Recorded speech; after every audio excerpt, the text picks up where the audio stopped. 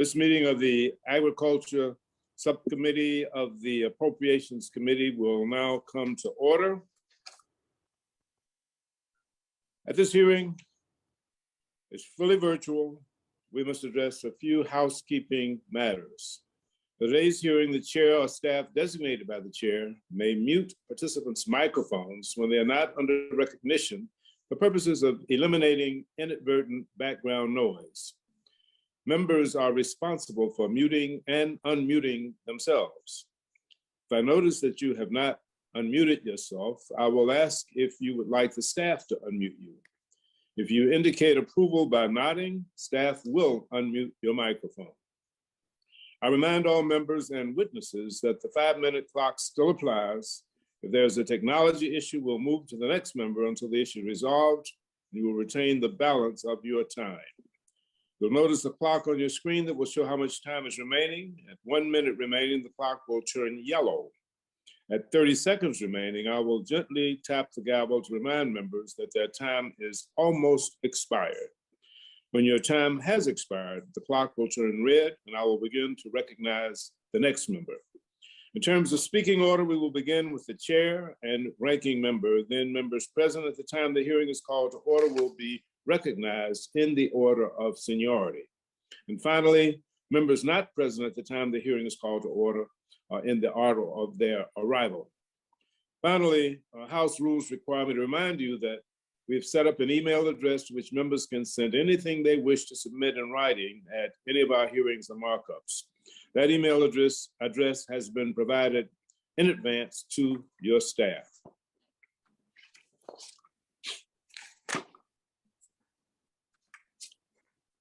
That being said, we will begin, and let me just say good morning.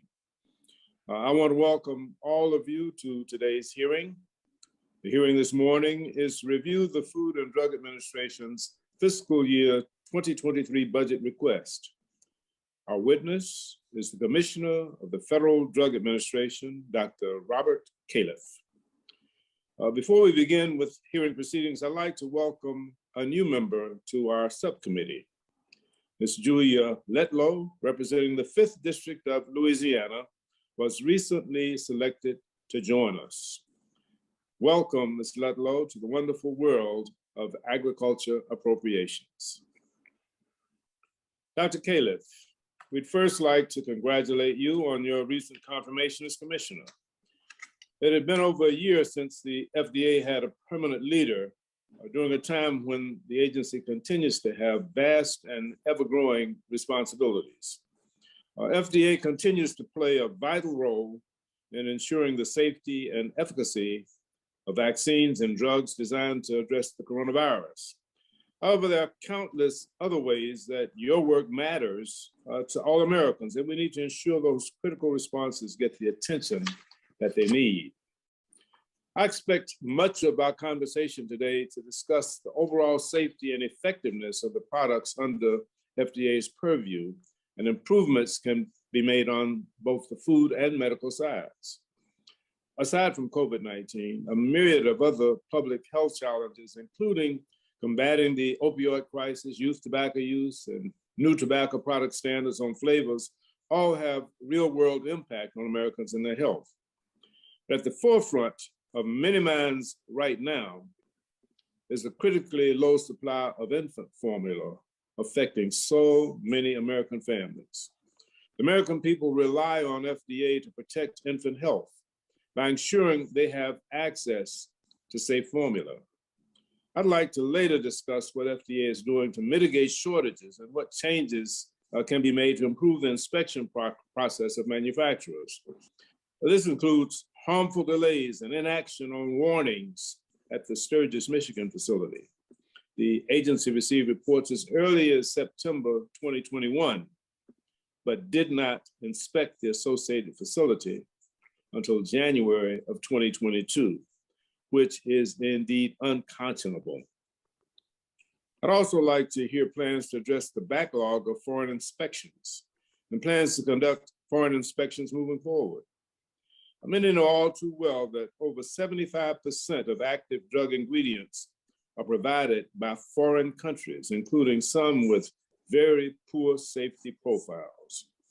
Given concerns about drug manufacturing in foreign countries, these facilities must be held accountable and treated equitably with US manufacturers.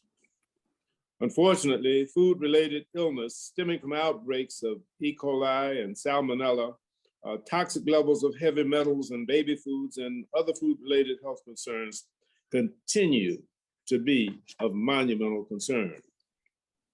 Citizens put their trust in FDA's regulation and oversight every time they sit down for a meal or take a pill, and they deserve an FDA that is at the top of its game. We want to work with you to help modernize FDA so that you can carry out your mission of protecting the health and safety of all Americans. I want to thank you for being with us today, and I look forward to our discussion. Lastly, I wish to commend the commitment and talent at the agency. While certain issues may exist, we recognize the commitment of those that work so hard at the agency to keep our food, our medical devices, and our prescription drugs safe. In that vein, a special shout out to the leadership and staff at the Center for Biologics and the Center for Devices for their monumental effort to get us vaccines and tests for COVID-19. Now let me ask our distinguished acting ranking member, Dr. Harris, to give any opening remarks that he might have, and I certainly would like to recognize him at this time for that purpose. Dr. Harris, you are now recognized. Thank you, Chairman Bishop. And I also want to welcome Ms. Ledlow to the committee and congratulate her on being our new subcommittee member.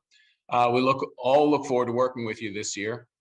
Dr. Califf, I want to welcome you to today's hearing. I look forward to the discussion on FDA's budget request and other topics of importance. I will say that FDA's total request of $8.4 billion, which is a 25% increase above the fiscal year 2022 enacted level, is quite steep.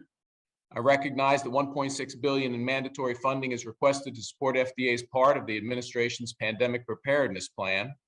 But setting that aside, FDA is still seeking an overall increase of $509 million, more than $500 million above fiscal year 2022, with $153 million coming from new user fees.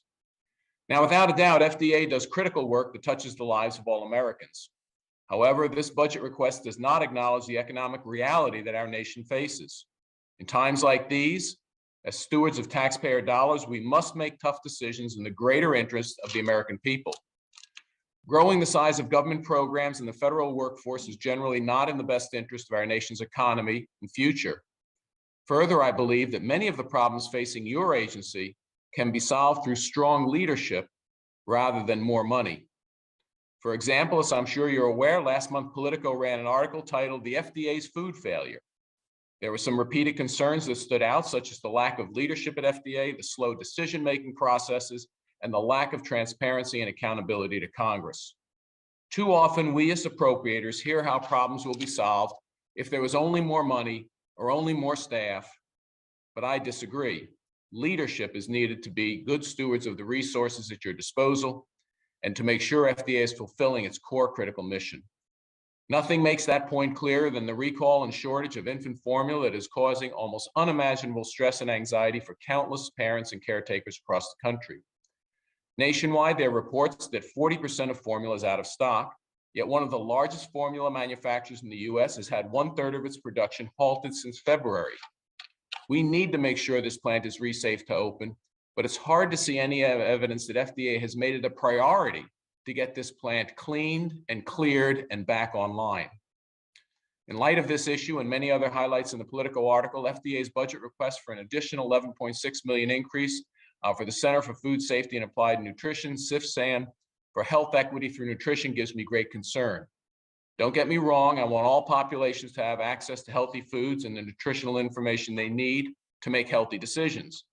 But other agencies within the Department of Health and Human Services, along with the US Department of Agriculture and their collaboration on the dietary guidelines, are already doing this type of work. Rather than engage in duplicative efforts, I'd urge the FDA to focus on its core responsibilities. It's clear upon the infant formula recall and examples in the Political article that SIFSAN does not need to take on new initiatives. It needs to focus on its mission-critical functions first, such as ensuring a safe and abundant food supply for babies and all Americans, and let the other agencies tasked with promoting nutrition information do their job. Dr. Califf, after you were confirmed, we had the chance to talk, and I mentioned my concerns about FDA's EUA standards, healthcare supply chain vulnerabilities, and some other topics that I look forward to discussing today. Specifically, I'd like to see the FDA do more to utilize its emergency authorities to more quickly and effectively respond in times of crises. I'm sure all of us are eager to hear how you'll bring leadership, accountability, and transparency to FDA in light of the recent challenges the agency has faced. I look forward to working with you, and I appreciate you being with us for today's hearing. Thank you, Mr. Chairman, and I yield back. Thank you very much. And at this time, I see that we are fortunate to have the full committee chair with us. And I would like to now yield to Chairwoman Rosa DeLauro, the gentlelady from Connecticut, for any opening remarks that she may have. Ms. DeLauro, you are now recognized. Thank you so much, Mr. Chairman. And thank you very, very much, Mr. Chairman. And thank you to Acting Ranking Member Harris for holding what is a very important hearing. And I want to say a thank you to you, Commissioner Califf, for testifying this morning. We are dealing with an infant formula emergency in this nation, a crisis of both safety and supply. I sounded the alarm on this crisis and have been working on this issue since news of the recall broke in February. I'm glad that you are testifying before us today because we need to get to the bottom of the disgraceful lack of oversight and the terrible safety issues from an Abbott nutrition manufacturing plant that led to at least 2 babies dying and several others being hospitalized after consuming Abbott's infant formula. We need also to get to the bottom of FDA's slow response, which contributed to products staying on the shelves and in the homes of families the country over, potentially putting babies at risk and forcing parents to play a game of Russian roulette that they did not know they were playing. I want to say a thank you to Chairman Bishop for holding this hearing and for your long-time leadership on this subcommittee. In September 2021, FDA inspectors conducted a routine inspection of the Abbott Laboratories facility in Sturgis, Michigan, where suspicions of wrongdoing were already present, as noted in a Bloomberg article published May 12th from a reporter who obtained the FDA report through a Freedom of Information Act request. On October 20th, 2021, a whistleblower who worked at that Abbott facility submitted a report to the FDA unveiling a damning list of allegations of wrongdoing at the hands of Abbott. Recalls happen, but if the allegations are true, the company has lied, cut corners, falsified records to cover up their misdoings at the risk of infant health, and retaliated against employees who tried to correct the problems they were seeing. They knowingly put a contaminated product on the market. That is plain wrong. The FDA knew about what Abbott was doing in October, but it was not until late December that the FDA interviewed the whistleblower. And then, not until a month after that, in late January, was the plant inspected in person. Abbott then issued the recall in February, some 4 months later. In March, I requested an HHS Office of the Inspector General to report looking into the tragedy. And then I got hold and submitted for the record the whistleblower report with the truly awful allegations against Abbott. Their wrongdoings include the falsification of records, the testing seals on empty cans, releasing untested infant formula, just to name a few. It all begs the question, why did the FDA not spring into action? Why did it take 4 months to pull this formula off the store shelves? How many more illnesses and deaths were caused due to the FDA's slow response? Who received the report at the FDA? What did they do with the report? Who in the leadership had access to that report? Who didn't have access to that report? And why was there no reaction? It makes me question which side the FDA is on. Are they on the side of Abbott and industry, or on the side of the American consumer? In this case, babies and their moms and dads. We must get to the bottom of the food safety issue. But today, we are dealing with a serious infant formula shortage in this country, where parents, many of whom struggling, are now scrambling to find the formula to feed their babies. The shortage was caused in large part by the lack of action by the FDA and by corporate greed and consolidation. In this case, Abbott putting profits in production over people. This should not happen in the wealthiest nation in the world. And there are two parts of this shortage: safety and supply. And we cannot and should not have to choose between the two. And I reject this dangerous and this false dichotomy. President Biden just announced that he will be invoking the Defense Production Act to increase domestic production of infant formula and launching Operation Fly Formula to use federal planes to fly formula in from abroad. I have been calling for the swift importation of safe infant formula from FDA-approved facilities overseas. That is the direction we need to go in. That's what I hope is being planned. These steps can help us to achieve the goals, and I applaud the first steps. This week, and we passed last evening, a bill to deal with a portion of this effort.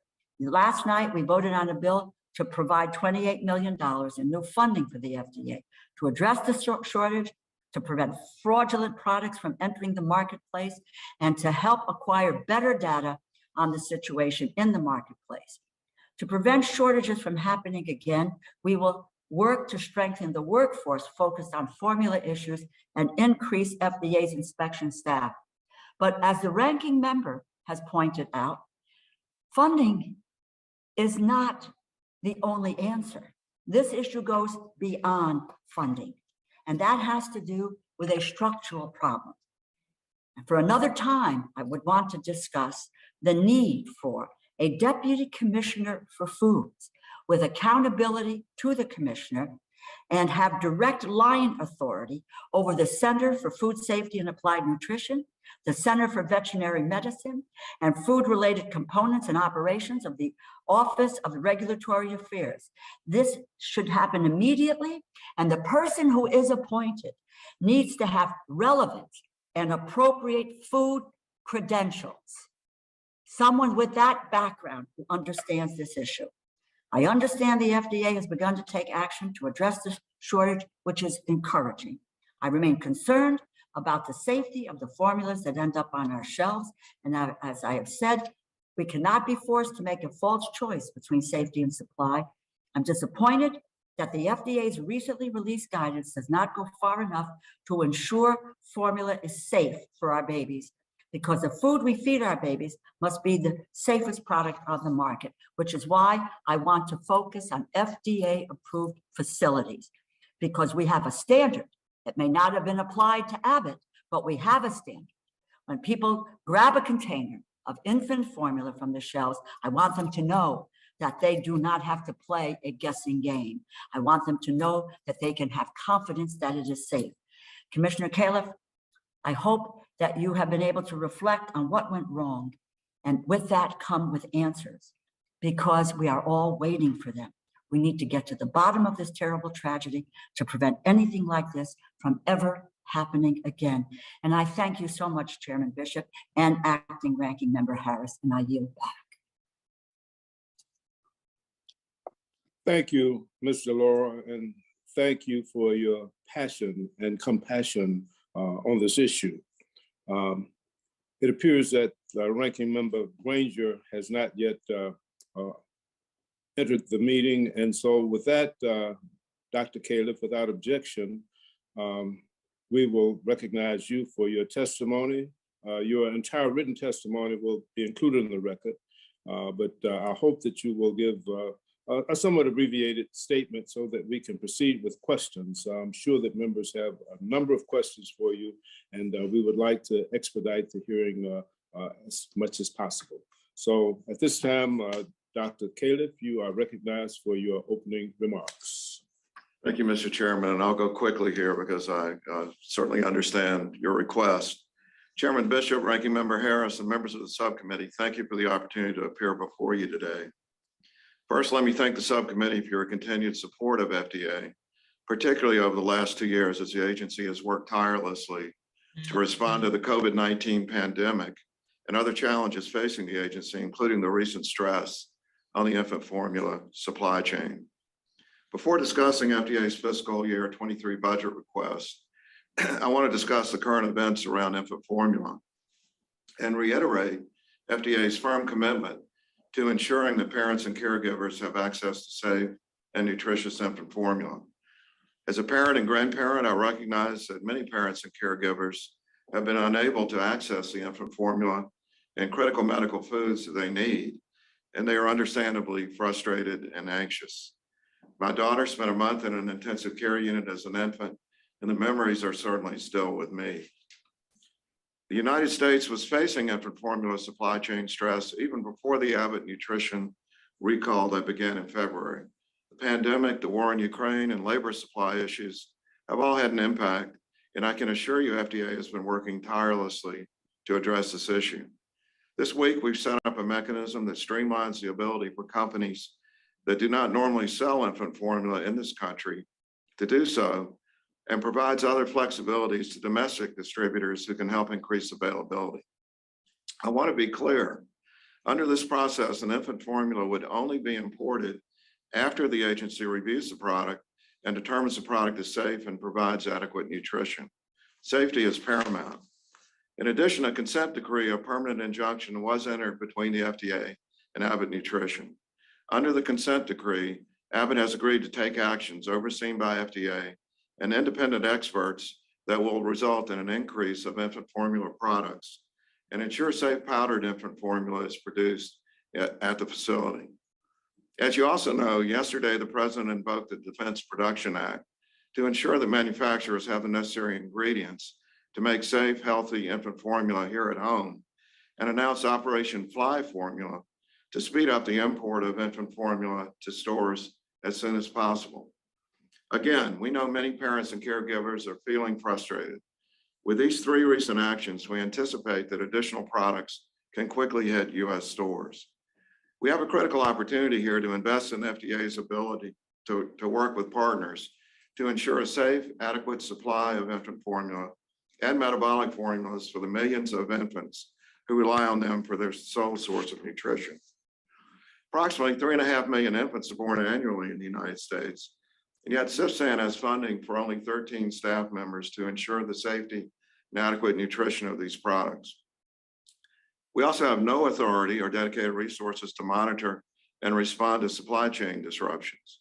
This crisis has shown us the impact of having a single manufacturer cease production for a brief period. And unless we strengthen the resilience of our supply chain, we could be one natural disaster, quality mishap, or cyber attack from being here again. I hope I can work with this committee to ensure we have the tools and resources we need moving forward. While expressions of empathy are important, I know that parents want formula on the shelves for healthy infants and in the hands of pediatricians for infants with special metabolic problems. Since the American public is our customer, I urge you when considering the budget to give our public funding for technology and experts at least as good as businesses we regulate. No modern company or health system would make such major decisions without a robust data and analytical system and dedicated expert analysts to do the work. Our budget request will help build a foundation for FDA to ultimately enable the agency to meet the growing needs and mandates upon which the public depends. While there are many critical priorities in our budget proposal, I'd like to mention three specific funding needs that do not get enough public attention: data and technology modernization, people and infrastructure. The technology and data systems that we have are not of the quality we need for us to fully facilitate innovation in the rapidly moving industry we regulate in order to protect the public from well-meaning or intentionally harmful products.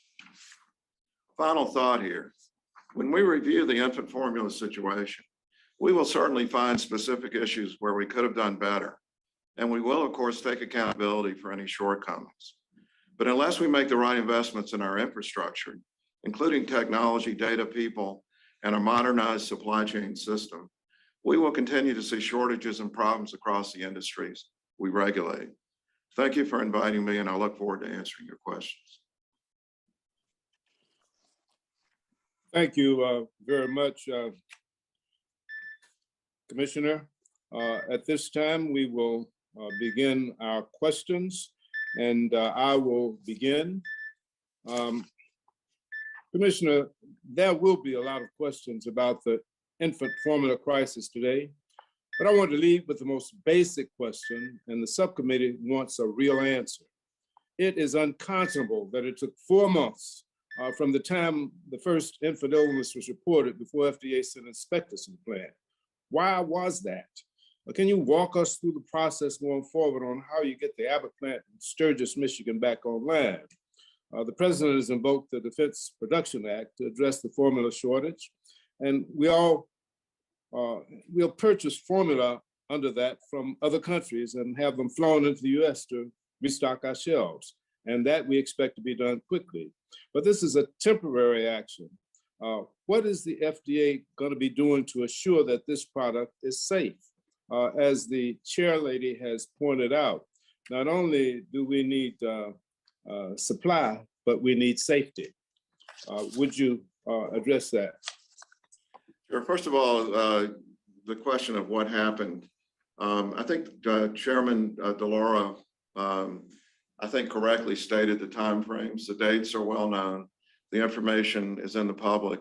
We have an ongoing investigation about the details of exactly what happened, from point A to point B along the way. And since it is ongoing, I can't give extensively more details on that part of it.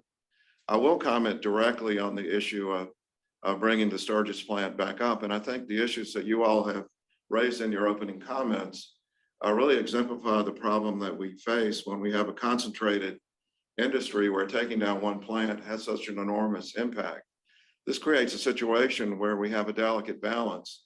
If conditions are unsafe, how do we get the plant back up and operating without interrupting the supply? Remembering that this particular plant not only makes general infant formula, but is the largest supplier of this special metabolic formula for about 3,000 infants in our country who are totally dependent on very specialized formula that no one else makes.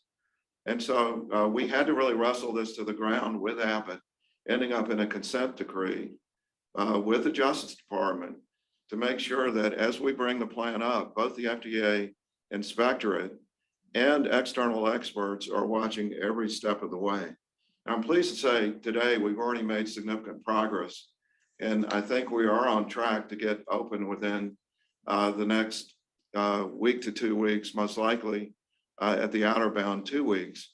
But we're monitoring it every single Commissioner. day. I don't want to, I hate to interrupt you, but I wanted to get to another question quickly. My time is going to expire. We've moved to 4 minutes. Of course, you heard reference to the political story indicating a quote that current and former officials use the terms ridiculous, impossible, broken, Byzantine, and a joke to describe the state of food regulation at FDA. And there are questions about the leadership problem. What can we expect to see? You announced last night that you plan to leverage the principal deputy commissioner expertise to provide strategic counsel, including the Center for Food Safety and Applied Nutrition and Office of Regulatory Affairs. What can we expect from this action to improve the operations? And what is your reaction to Chair DeLauro's suggestion for restructuring the center? Thank you for raising those questions. I learned in 2016 that the food side of the FDA was under-resourced consistently, very much so compared to the medical product side of the FDA. We'll make sure you're supplied with the comparative information. It's very important that we have the proper hiring authority and are able to pay the salaries of scientists. But you're also raising the question of leadership. I will mention that many of the most critical people were in positions of leadership in the past. And so they're certainly in a place to know. This is not a surprise. As I was considering coming back to the FDA, many of them called me. So I think there is, I was very well aware coming in that we need to do major improvements on the food side of the FDA, not because the people are bad, but there is a need for consistent leadership and the right resources for people to get their work done. What Dr. Woodcock brings is— Mr. Commissioner, you have an opportunity, I think, to elaborate on that. My time has expired, and I want to give the opportunity to the other committee members to engage in questions because we are pushed for time this morning. So I'd like to yield to Dr. Harris, the distinguished ranking member, for his questions. And we have reduced the question time to 4 minutes because of the exigencies of our time this morning. You now recognize Dr. Harris for your questions. Thank you very much, Mr. Chairman. Dr. Califf, on Monday, the FDA issued enforcement discretion guidance to help increase the supply of formula, including formulas being imported. Under that guidance, could we be importing infant formula from China? It's not our primary intent to be bringing in formula from China, and it's not our first call. That's not excluded under the guidance, but we know a number of the facilities around the world that we can use where we have experience already, as Chairman DeLauro already pointed out. Okay, thank you. No, my concern is just that during COVID, we haven't done many, as many inspections overseas, and now we're going to be bringing in things from overseas where perhaps the inspections over the past few years have not been as rigorous. Now, a lot has been said that that the Chronobacter cases came from the Abbott plant, but am I correct that the CDC concluded its investigation with no findings of a definitive link between the Abbott formulas and the 4 cases, based on their genetic analysis of the Chronobacter? I do appreciate your question, and this is very complicated, so we'll have to get back to you about the details, but the short side of it is using genotyping, we could not connect the cases directly to the Abbott plant. That is correct, but the investigation is not over because Chronobacter is a very difficult organism to culture. And we do have 5 cultures that are positive for different types of Chronobacter from the Abbott plant. They just don't match up. And so the plant definitely needed to be dealt with. Saying that cases came directly from that plant is something that we can't say until the investigation is entirely completed. Well, thank you. That was my concern because I think Ms. Psaki in the White House actually said that infants died from that plant, and I think that just to correct the science, that link has not been definitively made, and we should stick with the science on that. I mean, it may well have happened, but not scientifically proven. Finally, you and I have discussed emergency use authorization. The administration has said we could have 100 million cases of COVID this fall. It could be a new variant. I'm still concerned that there is no end-stage treatment. Those are for individuals who have gone to the ICU, been put on a ventilator, have pneumonia. We know that there isn't a good treatment available for that under emergency use authorization. And I would just urge and ask, is this of concern to the FDA? Because I know, as we've talked about this, the regulations are pretty clear, and the statute's clear. May be effective should be the guideline for when an EUA can be issued when nothing else is available. And as you know, there are studies being done, phase 3 trials on late stage therapies. Obviously, they may be effective. They're in stage 3, phase 3 trials. They are, and there is no other treatment. So could you briefly address what the FDA is doing to make sure that this fall, if we get a resurgence of COVID, we actually have an emergency use authorized or approved drug for treatment? 2 quick comments on that. Number 1, we do have treatments that are effective. They're not curative for that stage, that have a benefit. Steroids, baricitinib being 2 in particular, but we'll get you more details on those. We are always looking for more effective treatments and welcome anyone who can bring data indicating they have an effective treatment, and we'll act on it as quickly as we possibly can, which I think has been very quickly in the past. We'll continue to do that. Thank you very much, Mr. Chair. I yield back. Thank you, Dr. Harris. At this time, I'm delighted to yield to the chairlady of the full committee, the gentlelady from Connecticut, who has been so vigilant in monitoring this issue and bringing it to public attention. So at this time, I yield to Chairwoman Rosa DeLauro for your questions. Thank you very, very much, Mr. Chairman. Just a couple of very quick facts. The fact is that the FDA food safety is not a priority. That is, in fact, they just it needs to be a restructuring of the food safety with people who know food safety. I also might add that Dr. Woodcock was the acting commissioner when this October whistleblower report reached the agency. A fact about bacteria, it changes. I'm not a doctor. It mutates over time. It thrives in the kind of dry powder that formula is made up of, and it could have changed over time. My question is the following. Dr. Caleb, have you read the whistleblower report? I have, yes, I have looked at it, yes. Okay, let me just say, what was the allegation that concerns you the most? I'd say the most concerning, let me just point out that in my career, I've frequently been in the position of being the person in charge when whistleblower complaints are raised in an organization. The most concerning charge is that the integrity of the organization was compromised. So once that integrity is compromised, then the question is, how can you trust any of the systems that are in place? Mm-hmm. Well, in fact, and yet, whomever looked at that report felt that there was no need to respond at all from October to February until there was a recall. That is a dereliction of duty, in my view. And in addition to which, you have the person who was the acting commissioner should have done that. Now it would appear that that person is going to oversee this effort. That is the fox in the hen house. If I can, let me ask you this issue. In the guidance that you put forward, you list recommended, but not required information from the manufacturers, and the manufacturers are most likely are not FDA approved. You have 7 FDA approved facilities, which you could go to immediately. But what you're talking about in the guidance is that you list recommendations that are not required to be followed. And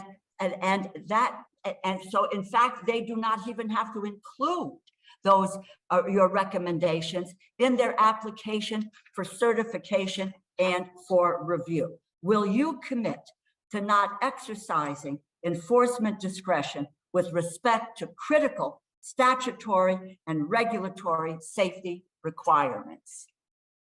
Yes, with an emphasis on those critical requirements. We will not let infant formula into the US that is not safe. Well, but these folks do not have to abide by your recommendations. It is a guidance. Nothing is required of these potential manufacturers. Nothing.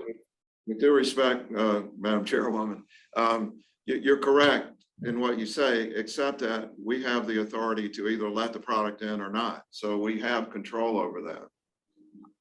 Well, if you've got somebody who certifies, and you also talk in your guidance that people and efforts can self-certify or have a third party certify, so that you in fact do not have the tangible evidence from these facilities that in fact their product is safe to be imported, that baby formula is safe. I just want you to commit to the safety portion of this effort, and you don't have in place a mechanism that would guarantee the safety right now. You just don't. That guidance does not allow you to determine and to define the safety of the products that may be coming from facilities that are not FDA approved. And why aren't we going to facilities that are FDA approved and not allowing all these other potential manufacturers to enter into our system with the potential of creating another crisis of things? Guidance does not have is not standardized. You have no guidance standardized across applications. It's you pick and you choose. If you don't have standards and they go across the board, you don't have a standard application process in which you can judge your product. I apologize to you, Mr. Chairman, for going over. Thank you. Thank you, Mr. Laura. Hopefully we'll be able to come back and follow up. At this time, I'd like to recognize the gentleman from California, Mr. Valadeo, for your questions. Thank you, Mr. Chairman. Commissioner Califf, thank you for coming to testify in front of the subcommittee today. This hearing is obviously very timely at this shortage is an emergency and has been for way too long. I believe all of us here on the committee are hearing from our constituents about the dire infant formula situation. Between the infant formula recall, subsequent plant shutdown, ongoing supply chain disruptions, and people panic buying out of fear that they won't be able to feed their babies, this has become a dangerous and unacceptable situation. Low income and disadvantaged communities like many in my district are suffering from consequences of the recall that started 3 months ago, or closer to 4 months ago. These families have been suffering through the COVID-19 pandemic, ongoing supply chain issues, inflation, and more, and they need a break. This administration appears interested in alleviating the issue, but it's taken too long to get to this point. We must ensure the shortage is fixed immediately. As you well know, especially on this committee, recalls of products in our country is not a new thing. And when it comes to this something as vital as the children's food supply, it seems the FDA just did not take this one as seriously as they should have. This isn't about purchasing a popular, trendy type of infant formula. This is about a critical access to specific formulas parents and caregivers need for their babies. Even one of my own children was relying on a very specific type of formula. So as a father who has had the opportunity or been in a situation where I had to drive all over town to chase specific formulas, and this was far before any shortage, I could only imagine the stress these parents are experiencing. Did the FDA treat this just like every other or any other recall that they've had to deal with, or did they understand the gravity of the situation from the beginning? More importantly, do they now fully grasp how devastating this entire situation has been and continues to be? Well, first of all, I thank you for raising the specific issues of concern. From day one, when we saw the problems with the Abbott plant, we knew that this was a critical plant for the supply chain, and the team was meeting on a very regular basis, trying to figure out how to manage the situation, hoping to keep the plant open with better quality measures. And then it became clear that was not going to work, and we had a period of time of having to reach a consent decree, which is a complicated legal proceeding.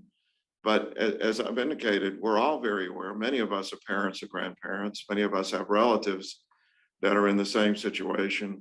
We're hearing from everyone, so we're very focused. All right, I appreciate that. And we're limited on time, obviously. So I hope that you understand that this is something that is having a huge impact. And obviously, people all over the country are struggling with this. We're here in 2 weeks, and I know that the chairwoman had mentioned that that we want to see this open. I'd like to know what the FDA is doing on the ground at the Abbott plant in Michigan to help this situation as much as they possibly can. Are they working with them? Are folks on the ground as we speak right now making sure that we can get this facility up and running? We're working with Abbott every day, and I'm getting a report twice a day, in the morning and the evening, about the progress that's being made. I mean, recognize we're just on day 3 now, but it looks like it is going well, that Abbott has remediated a number of the issues, and we're going to make sure it gets done as quickly as it possibly can. All right. Now, I understand you've announced the principal deputy commissioner, and I think it was mentioned earlier in one of the statements, Dr. Woodcock will have a greater role in the strategic council over the food side of the FDA. And I know she has tremendous expertise on the drug side, but I'm hearing some concern about whether this decision will lead to a change that is needed on the food side, especially when she's been in the FDA for decades. Can you help me understand the rationale in this decision? Sure. I would say this is just the start of a change. As I mentioned earlier, I knew coming in that we're going to need to make major fortification of the food side of the FDA with a focus on the things that you all have all brought up. Dr. Woodcock knows every nook and cranny of the FDA. She knows how the operations work. She already had information technology redesign underway, which is critically needed. If you think about our inspectors out there, comparing the technology they have compared to what I saw in my previous job at Alphabet, it's night and day, and we have to fix that so that they can be efficient. But this is just the start of a change. She is not going to be permanently in the job. It still reports to me, and we will make further changes that you'll hear about over the next period of time. All right, I appreciate it. My time is up. I'll yield back. Thank you, Mr. Valadeo. At this time, I'm delighted to recognize the gentlelady from Maine, Ms. Pingree. You are now recognized for your questions. Thank you so much, Mr. Chair, and thank you so much for having this critical hearing at this moment in time.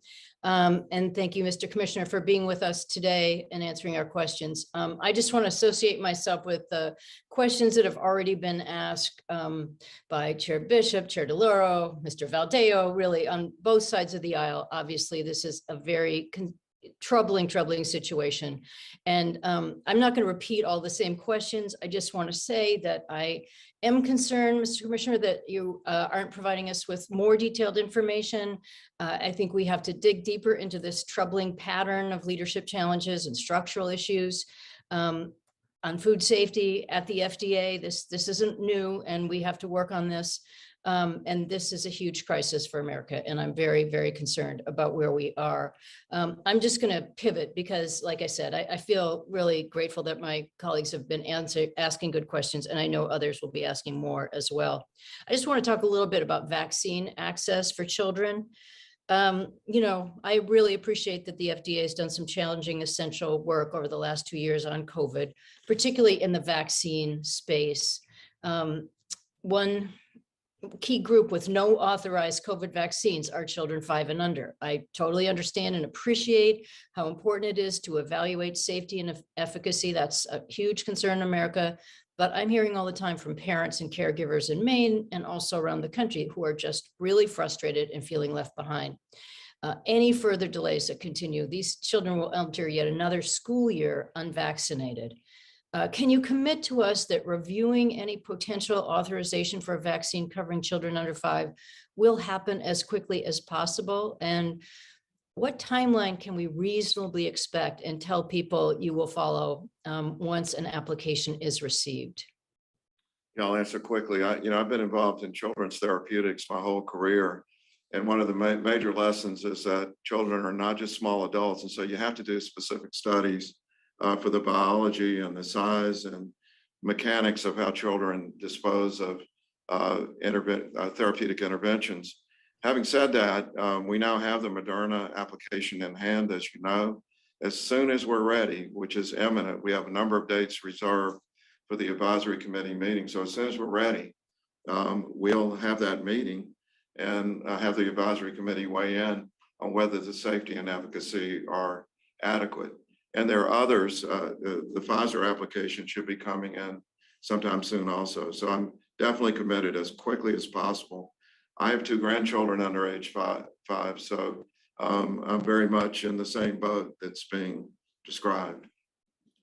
So there was some talk for a while that that the FDA would wait till the Pfizer application was in, which seems really unthinkable, not to move forward as quickly as possible, but just for some level of efficiency, or I don't know what the rationale was. Can you commit that that is not going to happen?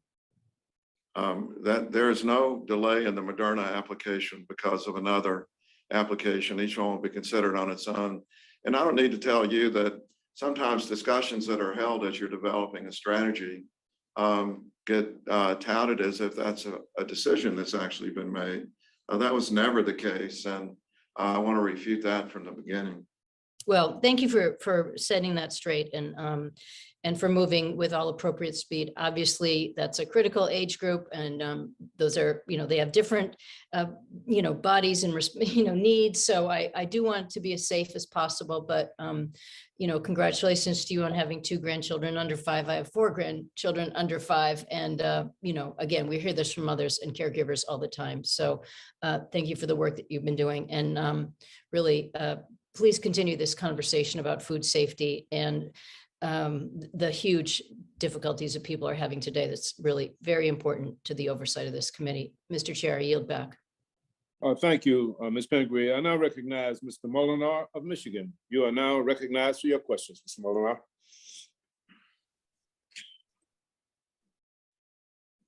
Oops.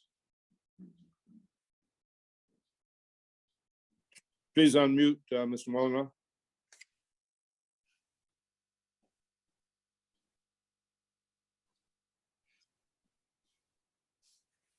Mr. Molinar, I believe that you are still muted. We'll move to Mr. Newhouse and see if we can't get you a technology, get you and come back to you. So this time I recognize Mr. Newhouse and we will come back to Mr. Molinar at the earliest convenience.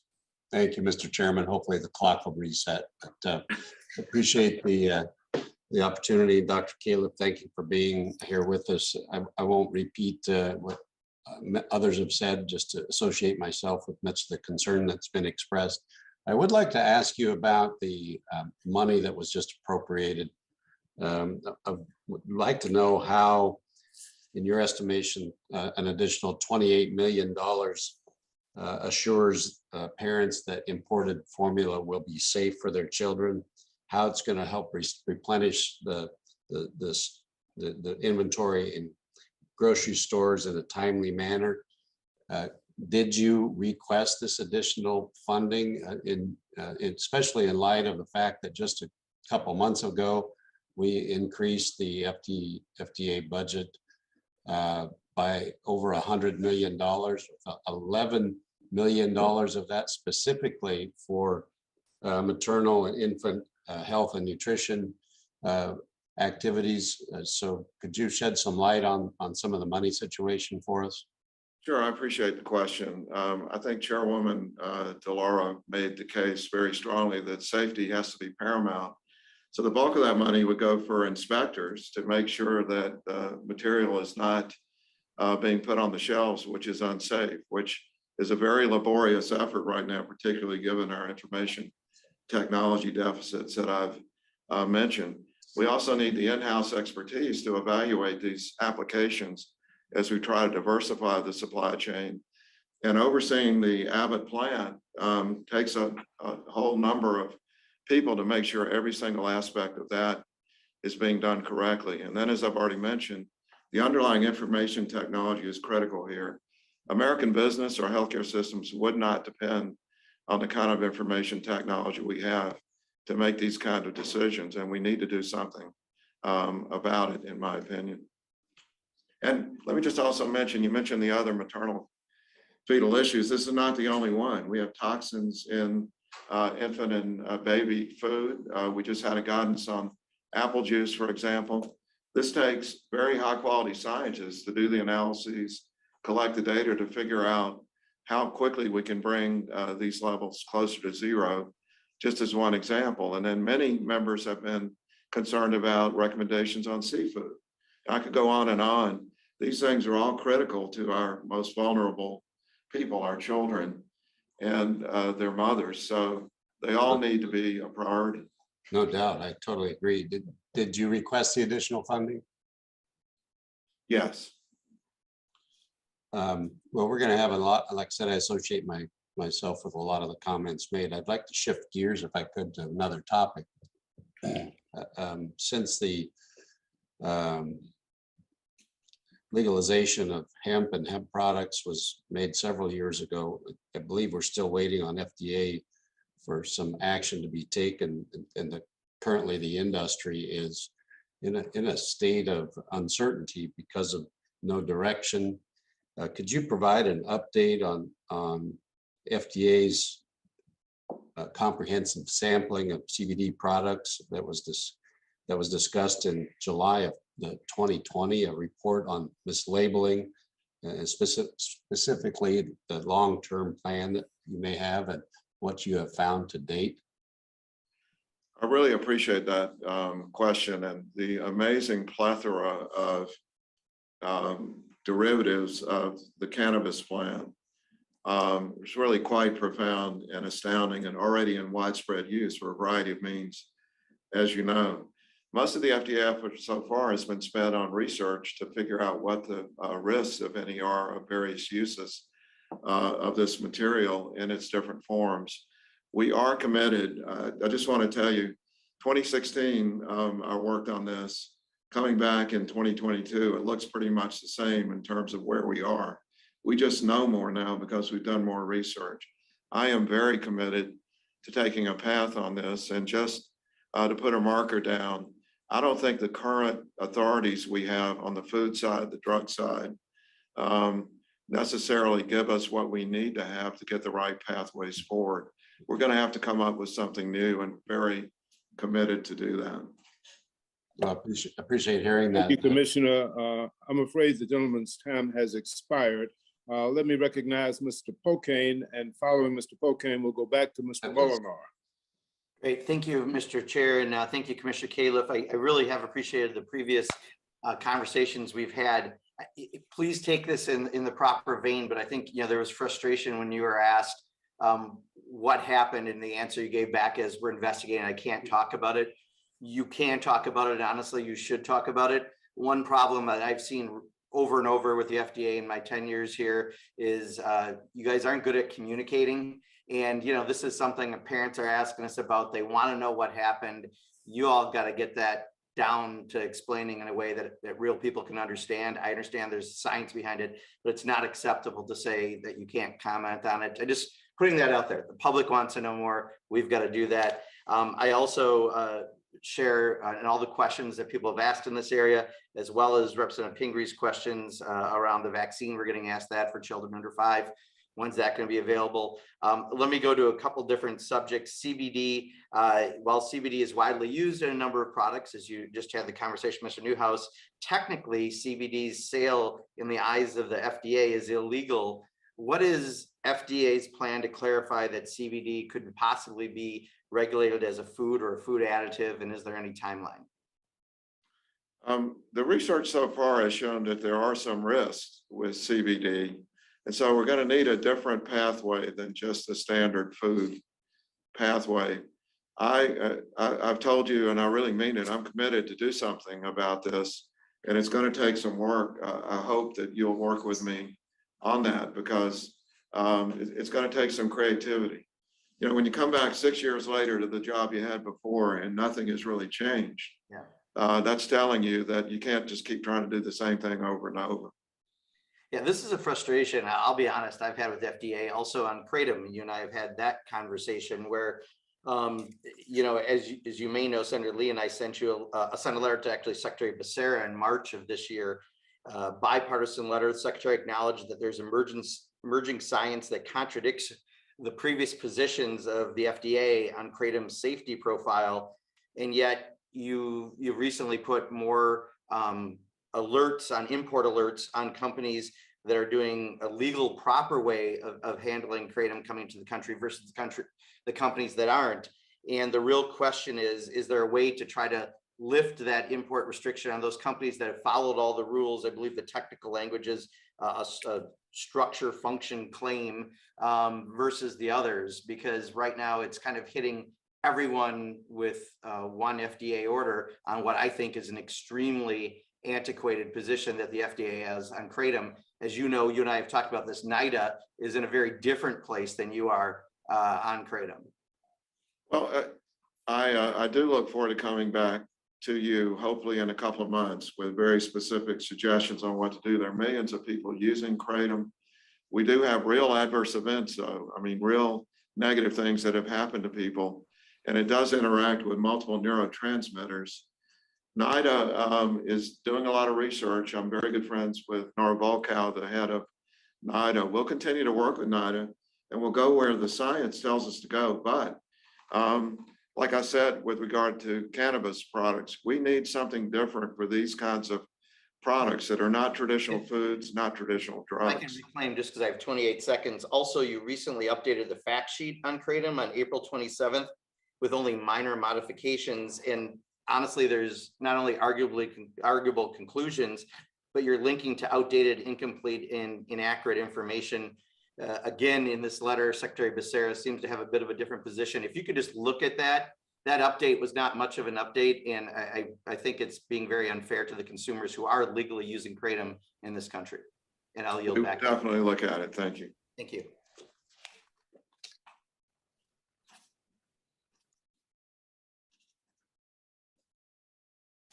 Well, Mr. Bishop, I believe you're on mute. Can you hear me? Okay, Mr. Malone, you are now recognized. I hope your technical difficulties have been resolved. no.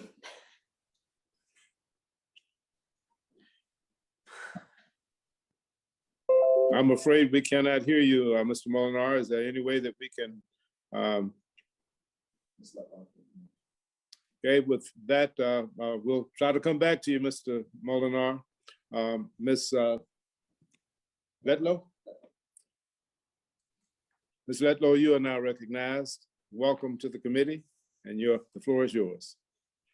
Thank you, Chairman Bishop, Dr. Harris, and members of the subcommittee. I'm honored to join this distinguished committee and to have the opportunity to represent the priorities of the 5th Congressional District of Louisiana and the communities throughout the Delta region. As the newest member of this subcommittee, I'm particularly eager to work with my colleagues in advocating on behalf of our farmers, ranchers, and forest landowners. Agriculture is the backbone in my district and is one of the largest economic forces in the area. Dr. Califf, as a mother of a 4 and a 2-year-old, it was not long ago that I was completely dependent on infant formula to fulfill my children's nutritional needs. I can only imagine the terror parents across this country are feeling as they desperately search for formula to keep their children alive, quite literally, with some parents forced to admit their children to the hospital when no formula can be found. This shortage impacts parents and healthcare providers nationwide. It's at the forefront of everyone's mind today, but for my district, it's incredibly important that we work in an expeditious fashion to increase access to safe formula options because I represent a heavily rural district. It makes up close to 20% of the Louisiana population and covers the largest geographic area with a diverse economic base. I say all of this to paint a picture of what families face in urban areas is likely exacerbated in rural America, where proximity to retailers and availability of certain goods could be a 30-minute drive to the nearest retailer. Dr. Califf, as I'm sure you are aware, there are specialty metabolic formulas that only Abbott produced, which are necessary formulas for many families. With the forced closure of the Abbott facility, did FDA consider there was no one else that could step in to provide those specialty formulas? And at any point, did FDA become concerned about a lack of supply in the days prior or following the closure of this plant?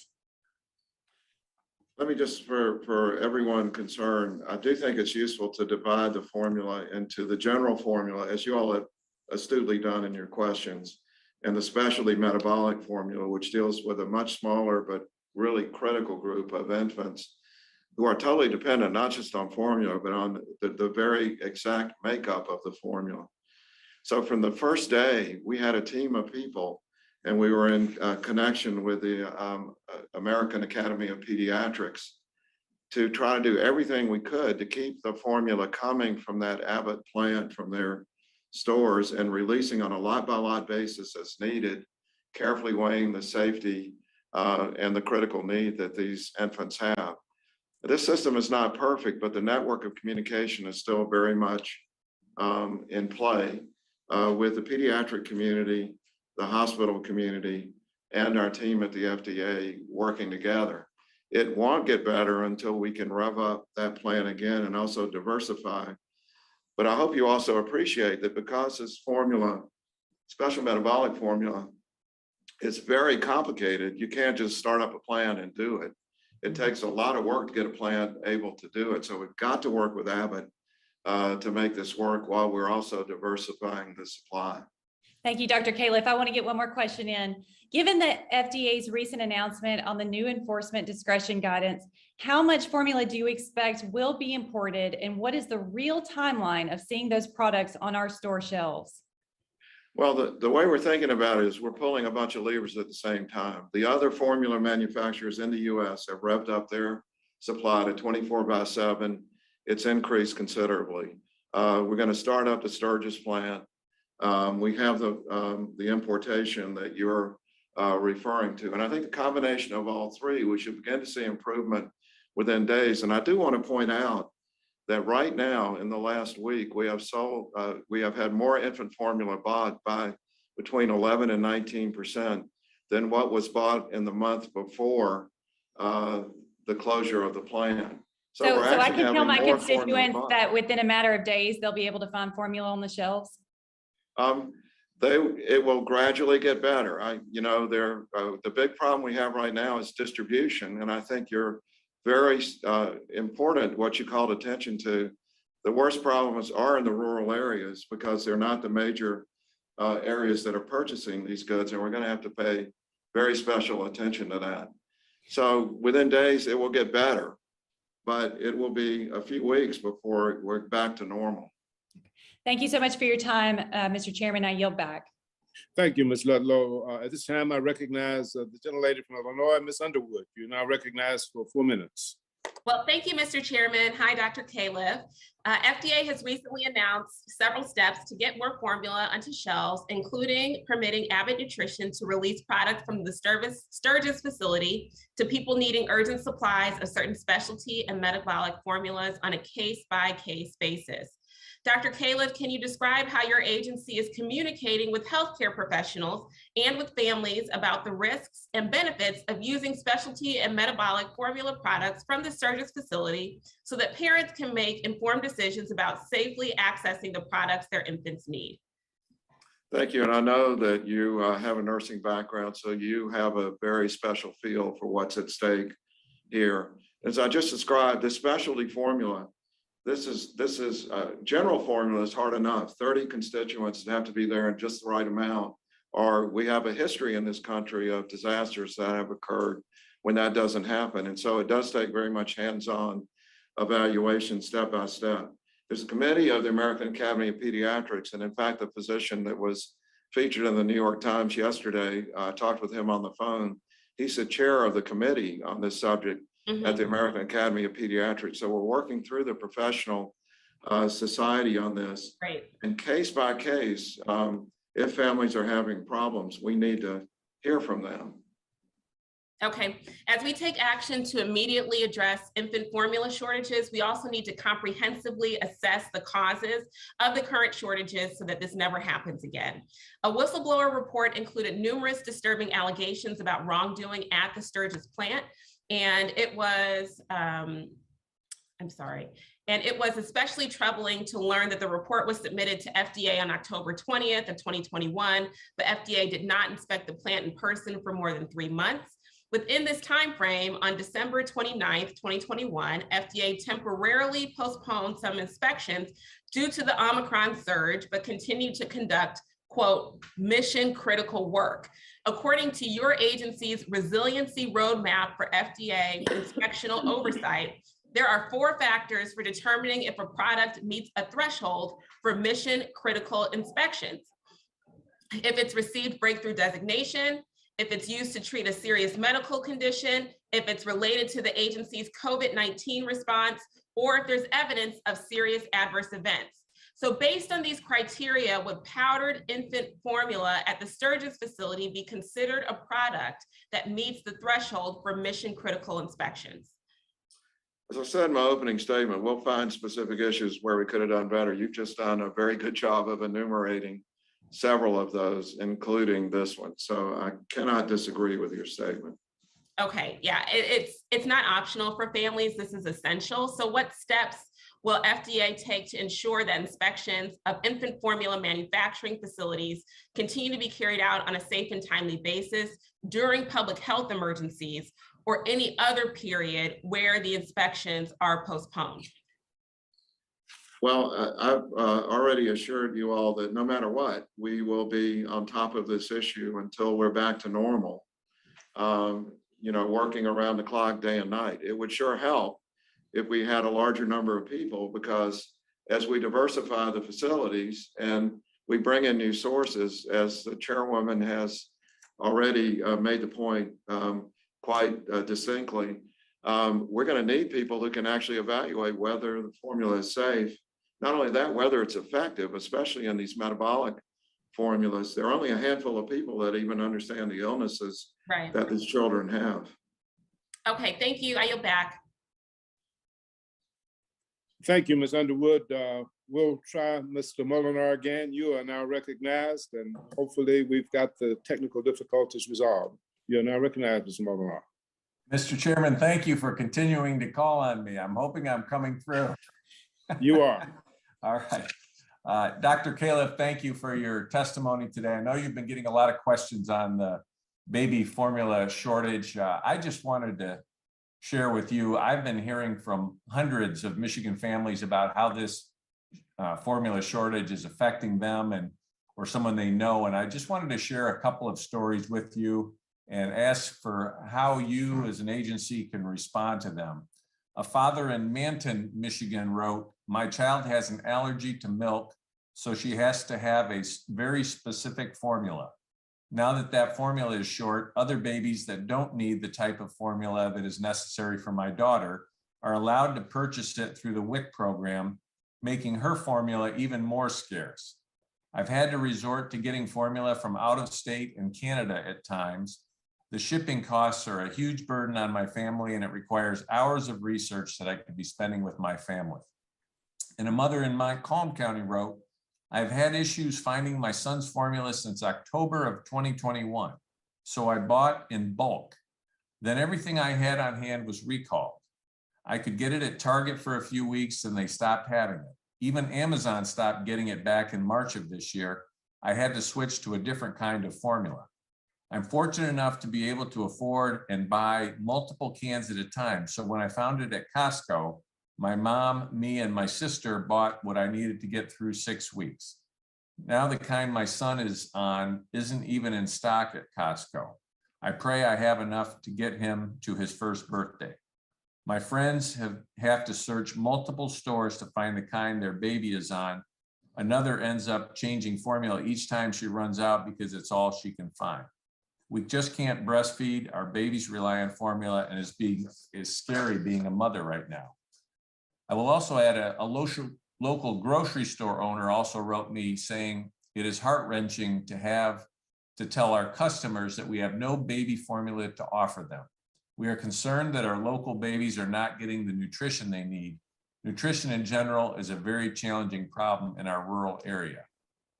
Dr. Califf, what would you like to tell these parents who are concerned about just simply finding food for their babies? I'll tell them that we are very concerned and feel badly that they're going through this, and we're doing everything we can to fix it. And if I could make a couple of quick points about things that you brought up. As I mentioned, the sales are actually higher than they were. People are buying more formula now than before the recall. And so we have a problem of distribution. The FDA has no access right now into the supply chain data from the companies that manufacture and sell the formula. So a good bit of my week this week is getting on the phone with CEOs using an old-fashioned method called the telephone to try to get the right product to the right place in an organized way.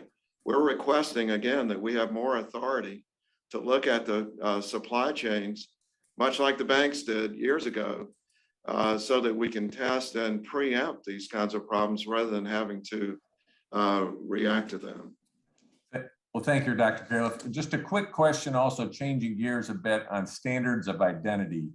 The lack of enforcement of dairy standards is something I've raised with you and several of your predecessors. I'm hoping that the forthcoming guidance will move beyond the current practice of non-enforcement and require everyone to simply follow the law. A related issue I wanted to raise with you is the standard of identity for yogurt. And it's my understanding that the FDA recently updated this in June of 2021, but the industry actually does not support that.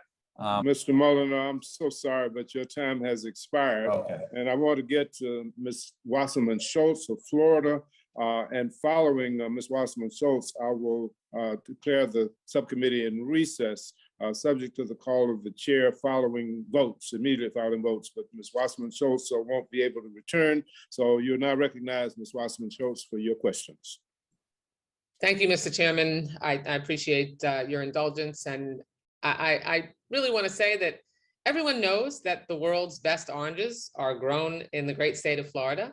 My good friends on this committee from California might disagree, but the truth is that Florida's climate has a distinct impact on how oranges are grown, making them comparatively sweeter and juicier than growers from other states. Unfortunately, though, pests, diseases, and more violent hurricanes are having a devastating impact on Florida's citrus growers and processors. These circumstances have resulted in a natural decline in the Brix level for Florida's mature oranges. In fact, for most of the last citrus season, Florida oranges did not meet the federal minimum standard of 10.5 degrees Brix. The Brix standard was adopted nearly 60 years ago in 1963, at a time when our understanding of climate change was minimal. And despite these natural changes to Brix levels, there are no known adverse health consequences for consumers. We need FDA to work directly with Florida citrus growers and processors to find a solution, which should include providing additional flexibility by modernizing requirements to account for the naturally occurring Brix variation. Failure to do so will result in the industry losing out on imports from Brazil and Mexico and worsening our trade deficit. Commissioner, what is FDA's current engagement on this issue, and are you committed to finding a solution to this problem in the immediate future? I'm definitely committed to finding a solution. And your point, I think, exemplifies something we've been talking about. If you take changes in the climate, changes in the crops, human health, this is high science. And we need the people who can actually do the work to make the best judgments based on the data. It's not something you just make up. You actually need the data and you need analysis. So very much appreciate your interest in this. Thank you. I appreciate you as well. And the other thing I wanted to focus on is something that I know you and I have talked about several times before. In Florida, for example, more than 25% of high school students use e-cigarettes, and more than 29,000 kids under 18 try cigarettes for the first time each year. Tobacco kills 32,300 people in my state every year, costing Florida about $8.64 billion in annual healthcare expenses, and the proportion of cancer deaths in Florida attributable to smoking is 29%. These are not just numbers. These are our friends and family, and devastatingly our children. I lost my own mother to lung cancer just a year ago. The FDA has the authority to address this serious public health problem. And I've been advocating for several years for FDA to consider rulemakings to prohibit menthol cigarettes and flavored cigars. And I'm thrilled that FDA initiated this process just a few weeks ago with proposed product standards. Can you provide the committee with an update on these proposed standards and the impact this would have on preventing children from falling victim to big tobacco? Sure, and I'm a cardiologist. I spent many years, 3.5 decades, caring for people who were critically ill, many of them in the state of North Carolina due to tobacco-related illness. So I'm very sensitive to this topic. These standards are now out for public comment, and we're going to have several public meetings. And then we'll answer the comments, and then they'll be put into effect with modifications based on the comments that we do get. So we're encouraging people to come to the table, particularly the sensitive issue of as the standards come into play, what do we do about local enforcement if there is illicit trade where this might be applied differentially. So we're very sensitive to that issue. The FDA is not involved in local enforcement, but we want to make sure through community engagement that people understand that we're going after the people manufacturing these products, not local citizens, but also make sure that local law enforcement and communities understand that. Thank you so much. I only have a little bit of time left, not enough to ask another question. So I appreciate your indulgence, Mr. Chairman, and I yield back. Thank you, Ms. Wasserman Schultz. The committee will now stand in recess subject to the call of the chair immediately following the votes, and we will reconvene.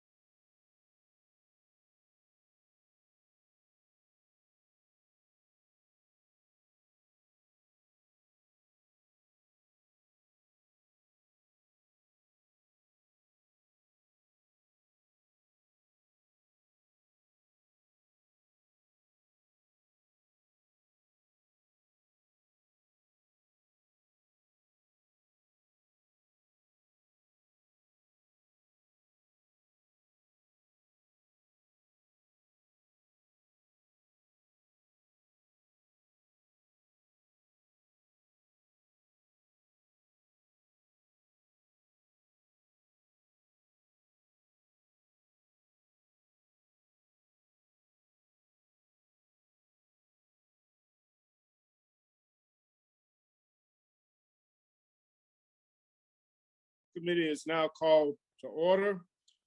We will resume, and I believe when we went into recess, I was about to recognize the gentlelady from New York, Miss Ming. So at this time, I'm delighted to recognize for questions, Ms. Ming, you now have the floor. Thank you, Mr. Chairman, and thank you, Ranking Member Harris. It's good to be with all of you, and thank you for this opportunity.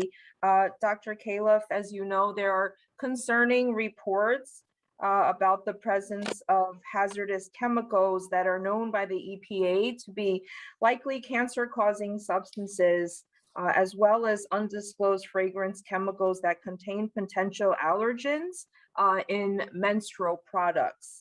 And given that these products are frequently used in highly absorptive parts of the body, the risk that fragrance ingredients could pose to health is grave. And just because an ingredient is not on the list of fragrance allergens does not mean that it will not have an impact on a woman's health.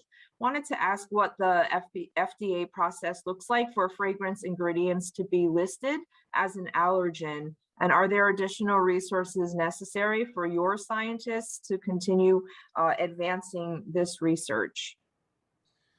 Thank you for your interest in this topic, which is complex. And I would say the first principle is I think all of us at FDA believe that whatever is in something that's sold to the public, it should be listed so that people know it's there, which, as you know, has been just that in itself. It's been a big challenge to get the authority to require that that's the case. Beyond that, in order to deal with this scientifically, we need to do an evaluation of the level of the constituent, what its effects are on the health of individuals and others who may come in contact with it. And we are therefore, supportive of working towards having the correct labeling and understanding the risks with all the factors involved. I think we've already heard quite a bit this morning about the resource issues that we have on this side of the FDA. And I just want to emphasize, this is not a simple matter of someone sort of guessing about what the levels are and what the risks are. This is a huge scientific issue requiring big data and computational skills to get the answer, and federal agencies working together. So appreciate your interest. We look forward to working with you on it. Thank you, definitely. And I also wanted to ask about your Closer to Zero action plan to reduce exposure to metals in foods for babies and young children. I know that FDA missed its first deadline. It wasn't until mid-April that the FDA submitted its proposal to OMB for review. Wanted to ask what the FDA's revised schedule for the Closer to Zero action plan is, and what are plans for coordination with OMB? Yes, first, just to acknowledge that we'd all like these levels to be zero. So that's why it's closer to zero. We have to bring these levels down at a rate which will enable the industry to adapt and get there. I think you're aware that the apple juice levels just came out. And for the kids who drink a lot of apple juice, this will be like over a 40% reduction in exposure for those kids. We do have several others that are in OMB. I met with the head of OMB last week to urge that we move as quickly as possible. And we're going to stay in touch and shepherd these through as quickly as we possibly can.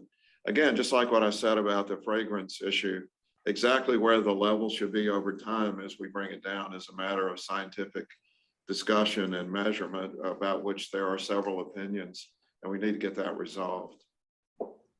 Thank you very much. And I'll yield back, but I just wanted to also associate myself with the comments of our chairman and many of our colleagues today about the infant formula shortage.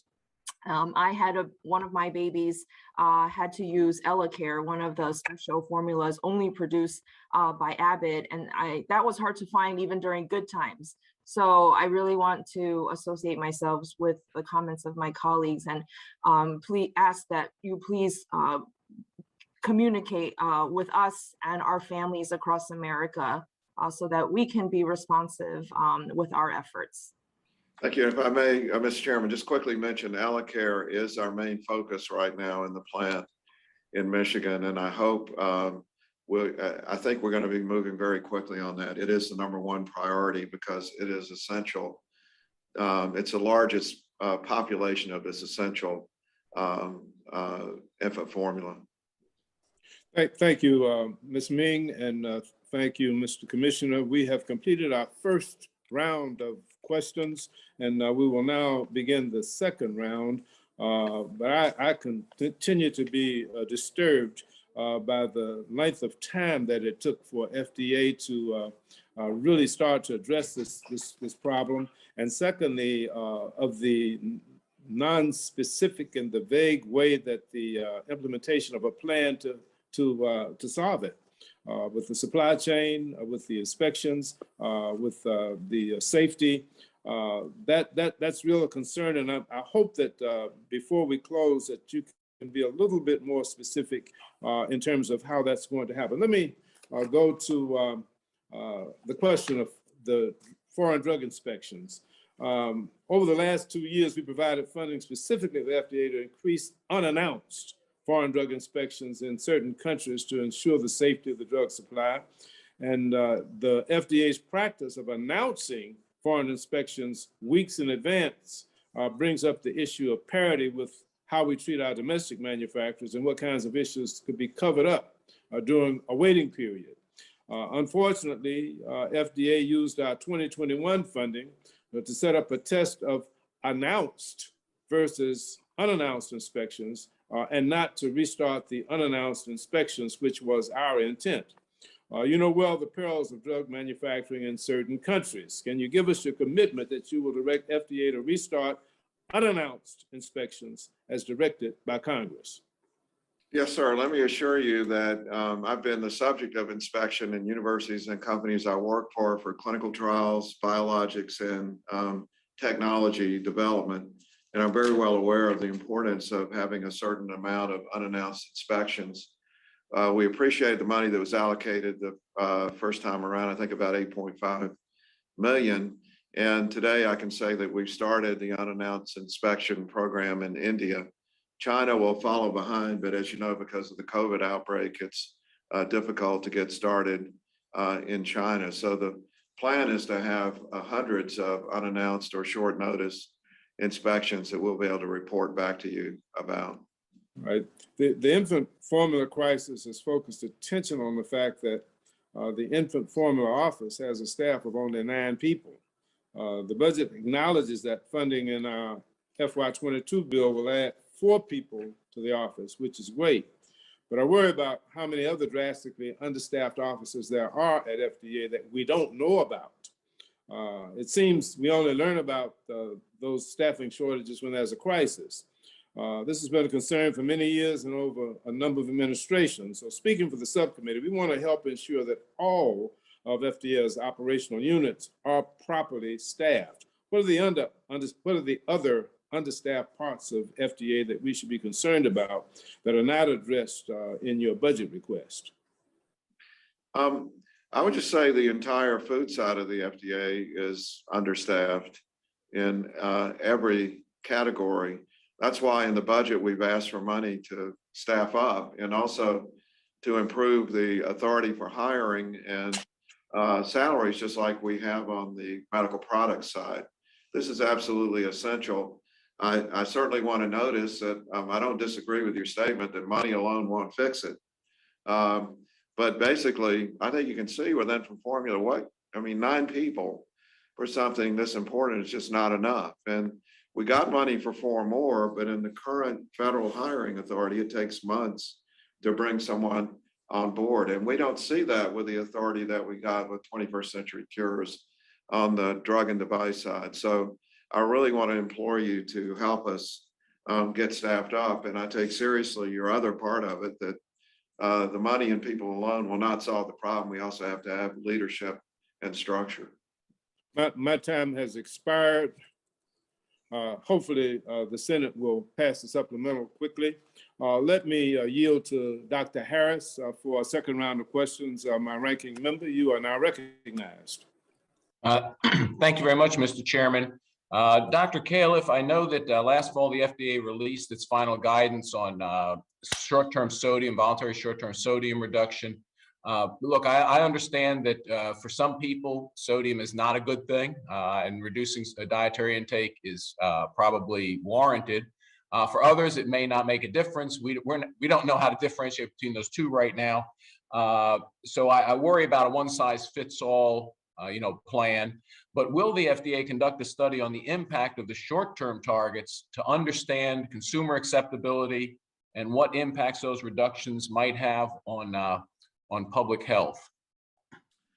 Dr. Harris, I know you're an anesthesiologist and know a good bit about the topic of autoregulation. And so for sure, one size fits all is not the solution to the problem. But I also know you're aware that when in the voluntary levels, we're talking about super high levels that are built into food, just bringing it down to a level that would be more like what the average intake is for most people. And I think the data are very clear that super high levels are not good for anyone unless you have one of the strange diseases, by the way, post-COVID is part of it, of dysautonomia, where you don't have enough constriction of your blood vessels to keep a blood pressure when you stand up. And so we will be evaluating the impact and the progress towards reduction. And I'm very excited, a focus of the administration across NIH and FDA and Department of Agriculture is going to be diet, what we eat. There's a big summit coming up at the White House, and I'm sure sodium will be a key part of it. Many people will weigh in on where we are and where other societies are with regard to sodium. So we need to keep an open mind about the right policy. Okay, no, thank you very much. It's been touched on with regards to the infant formula, this idea, the problem of domestic manufacturing versus overseas manufacturing, but writ large, I think COVID has made us aware that we don't have enough domestic manufacturing of both pharmaceuticals and active pharmaceutical ingredients.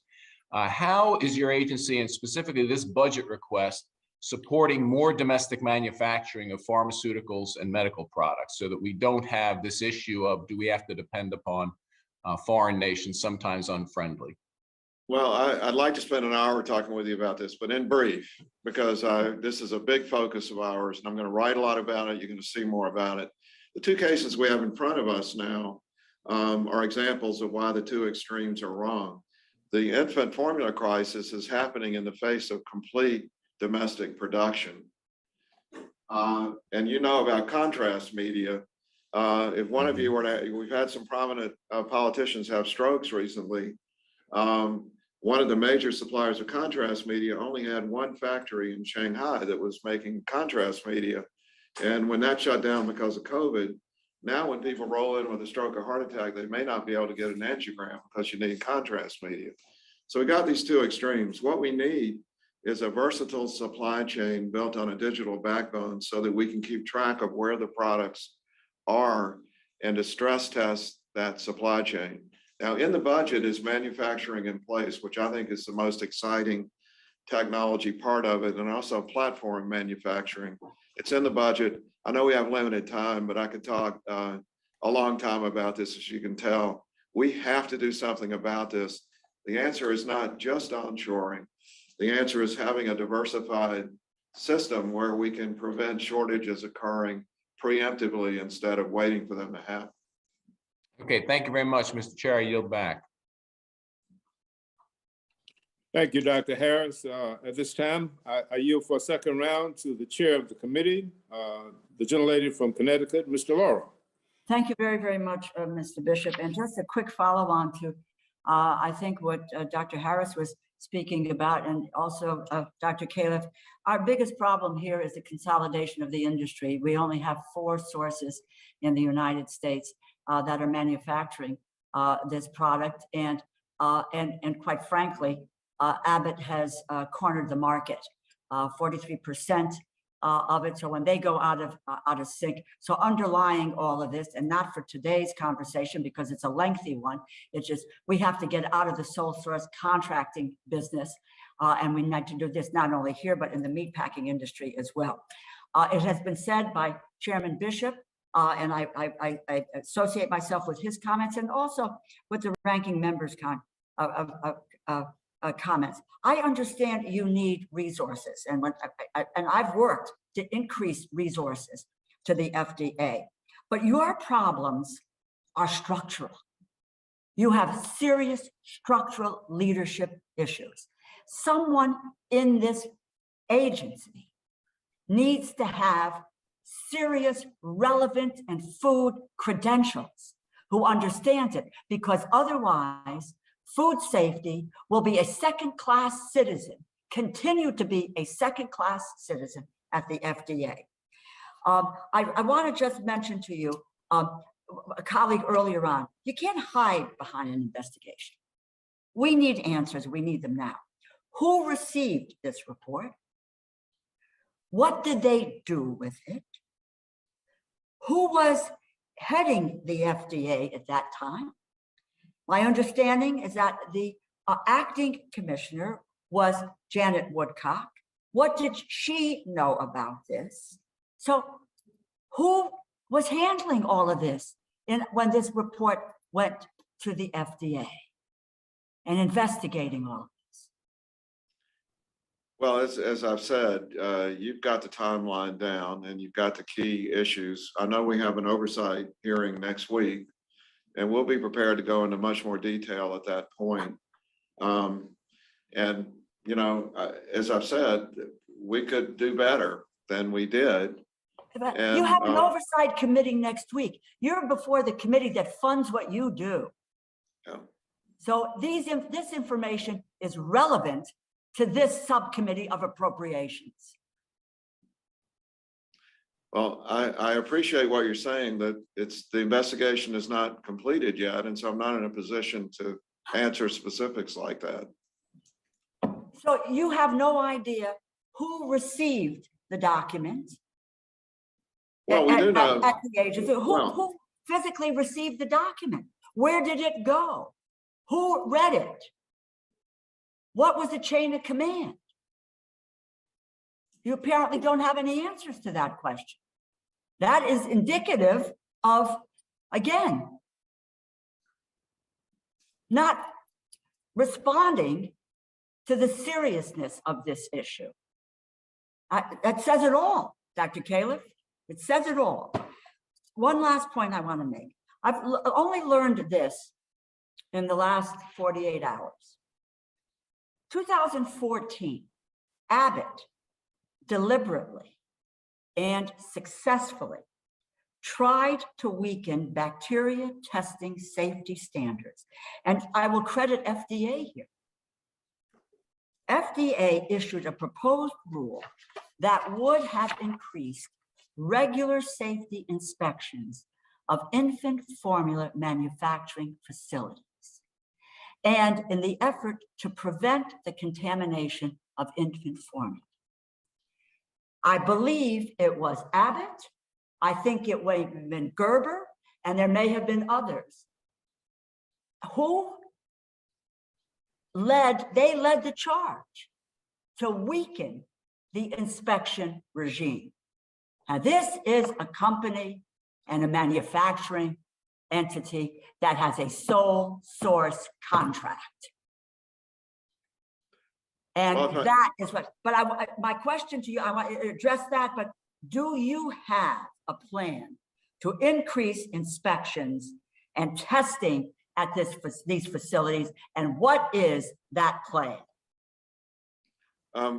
As we, first of all, thank you again for the additional funding, but you know, the plan is to increase the inspections with the workforce that we have in a very orderly way, particularly in the Sturgis facility. Essentially, it's like a daily inspection. We're there with the Abbott people overseeing what they're doing. So we're in the plan. And as for the other US facilities, you know, we'll have to get back to you on the specific number of times we'll inspect. but we will have a very orderly, specific inspection system. I would like to add the supply chain issues that we've all been talking about. We need to have access to the supply chain data, which we don't have. In other words, each company has its own supply chain. They handle it very carefully for their own needs. But if you ask the question, how do they all fit together? We don't have that information, and they can give it to us if they want, but we need to have the authority to get that. And let me just also acknowledge, I think you said it says it all. I am committed to get back to you with specifics about what happened. I'm just not prepared today to do it. I apologize for that. Well, we have to change underlying, and I will end here because my colleagues have been indulgent with me here this morning. The fact that you are the regulatory agency and you do not, first of all, you do not have mandatory recall, and you do not have, you just said, access to data. Well, you ought to be up here demanding that we provide you with that kind of authority to get the information that you need in order to be able to do your job as a regulatory agency. Thank you, Mr. Chairman. Thank you to the ranking member and to my colleagues. Thank you, Mr. Laura. And at this time, I'd like to recognize Mr. Valadeo for a second round. Thank you, Mr. Chairman. Commissioner Califf, I'd like to discuss the issue of feed additive approvals. As you know, new animal feed additives can offer meaningful environmental benefits in dairy and other ag production, reducing enteric methane emissions by as much as 30%. But FDA's current approval process treats these items as drugs, even though they move entirely through the animal's digestive tract. We included language in the fiscal year 2022 report to direct FDA to look at reviewing ingredient claims on environmental and other issues as foods, as we provided $1 million in new funding for the approvals in the final bill. Can you provide us an update with the work your agency is doing on this? Yes, we're moving along well with that, and I'm fully aware that this is a big issue for the farming community, both on the animal side and also on the agriculture side. So we want to come to a resolution. So we are getting a good bit of research done about the safety and benefits of addition to food, and in not too long a period of time, we'll get back to you with specifics about that. It is something that we're working on. Okay. No, it's something that obviously is important to a lot of folks, and it's come up quite a bit in especially my district. I've got one of the largest dairy districts in the country, and it is important. So look forward to hearing from you and talking to you more about this. And Mr. Chairman, I've asked all the questions I've got for the record right now. I think we'll submit anything else we got through the back for the record on this side. So appreciate the time. Thank you very much. Thank you, Commissioner. Thank you, Mr. Valadeo. Ms. Underwood, you're now recognized for a second round. Thank you, Mr. Chairman. As a registered nurse, another priority that I'm focused on is protecting our nation's young people from the health risks of e-cigarette products. According to a 2021 survey data from CDC and FDA, more than 1 in 3 high school students and more than 1 in 10 middle school students reported that they have used tobacco products, and e-cigarettes were the most commonly used product. CDC and FDA researchers concluded that factors that might continue to promote tobacco product use among US youth, such as the availability of flavors and access to tobacco products, remain prevalent in 2021. Let's be clear, the reason why flavored e-cigarettes have been and continue to be so accessible for young people is because of the FDA's unacceptable delays in reviewing pre-market tobacco product applications and the failure by your predecessor to meet the court-ordered review deadline of September 9th, 2021. While I've been pleased to see the marketing denial orders that you've announced since being confirmed, some of the most popular products among young people remain on the market. And just last week, FDA filed a status report in the US District Court for the District of Maryland, in which the agency provided an estimation that application reviews will not be completed until June 30th, 2023.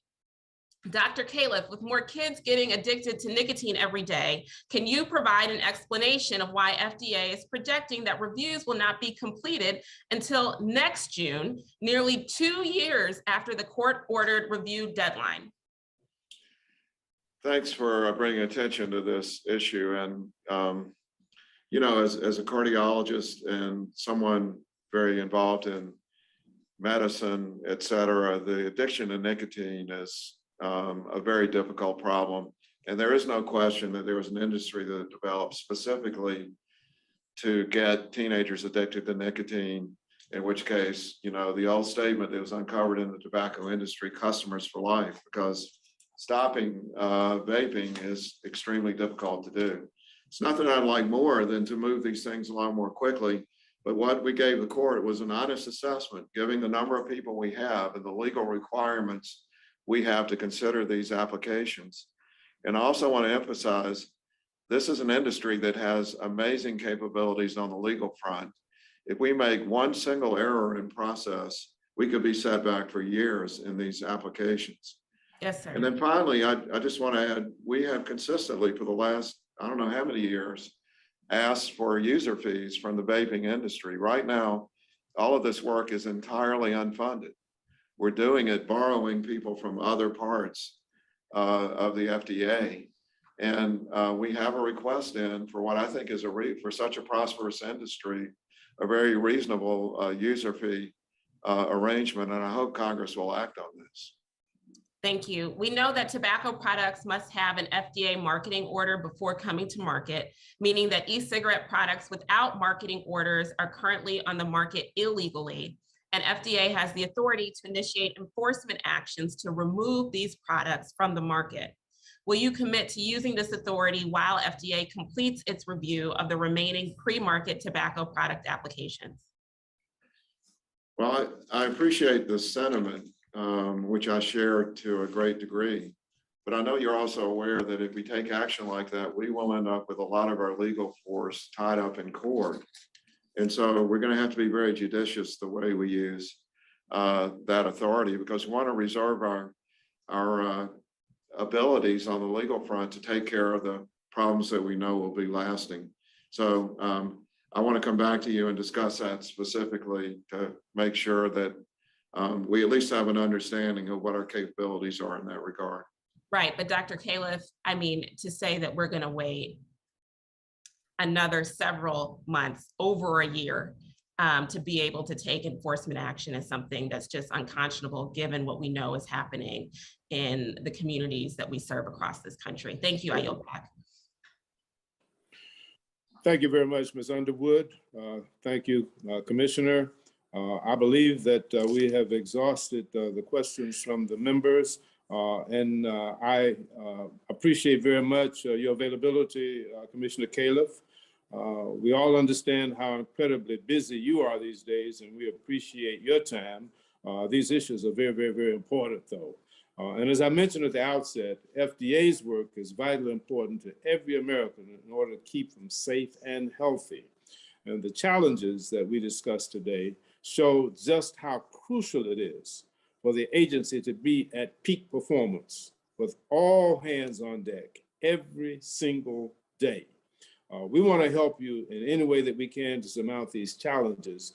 And with respect to the infant formula issue that we've been dealing with today, I want to just make sure that people know that we are not finished with this. We're going to dig down deep, and on May 25th, next week, we're going to be dealing with the infant formula stakeholders that we'll hear from to get their perspective on what this crisis means and how we need to deal with it.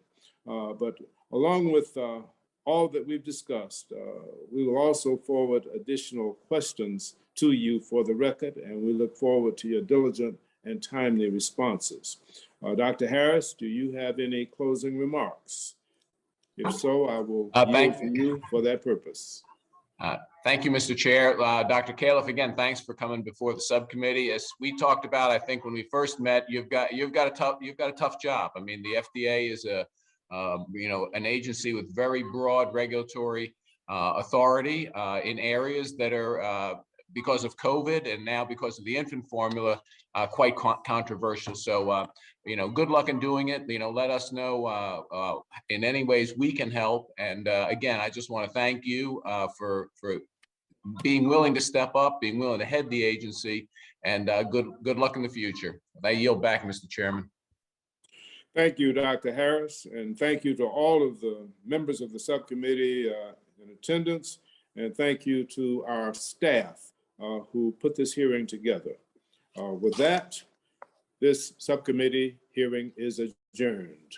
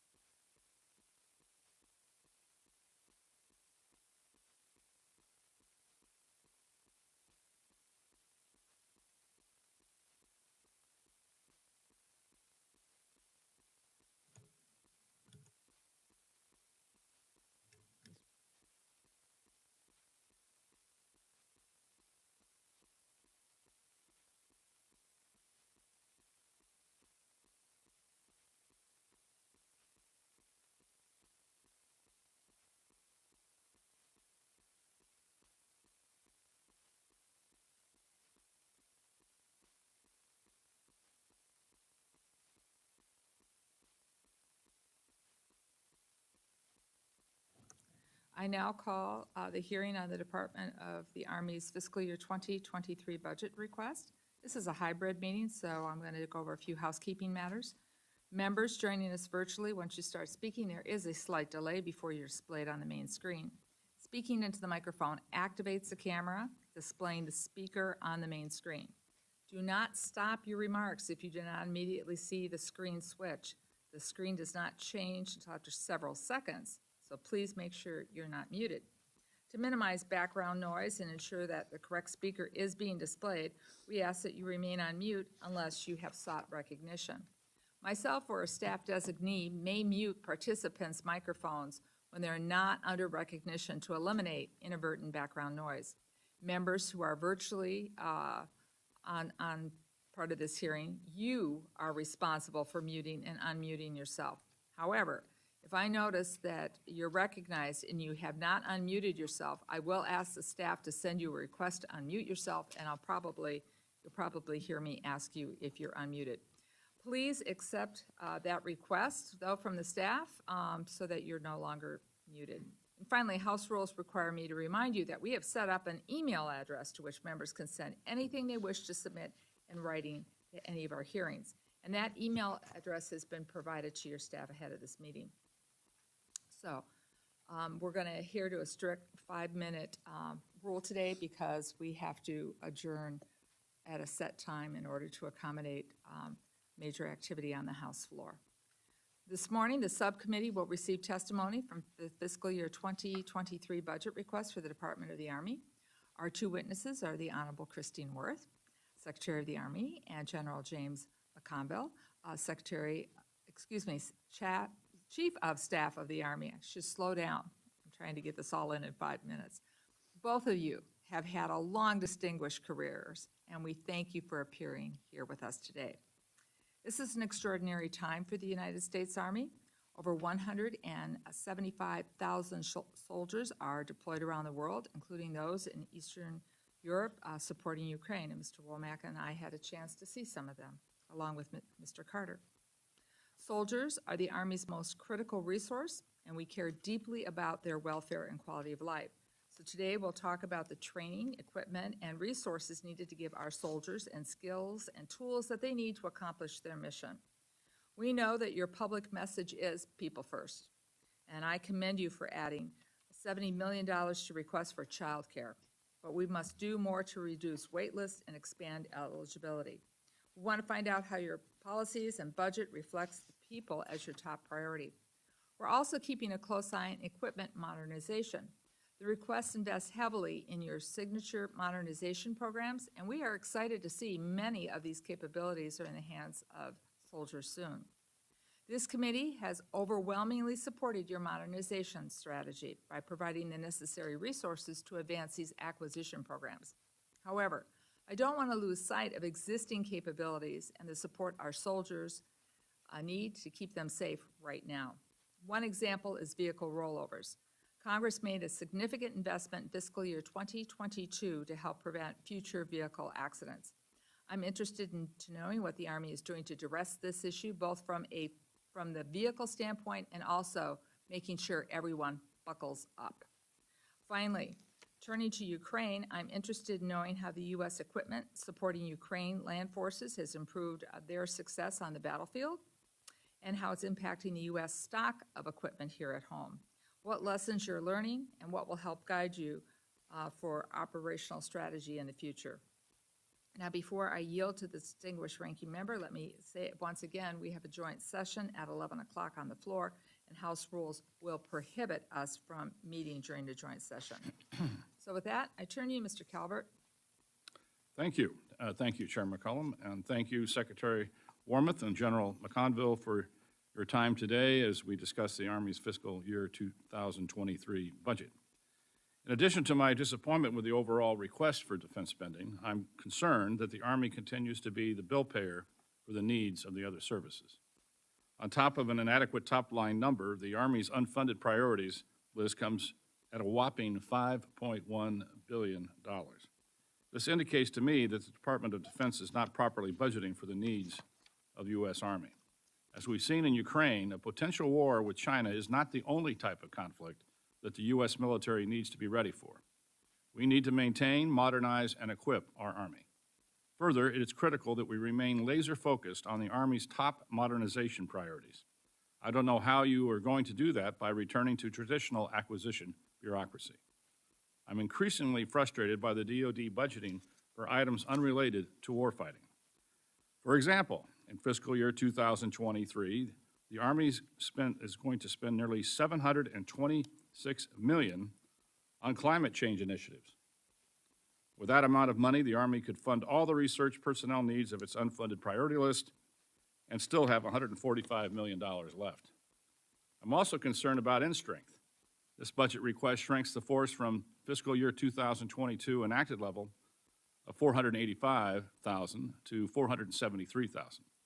The Army's explanation is that it's difficult to recruit in the current job market. So the question obviously will be, how is the Army planning to overcome this issue?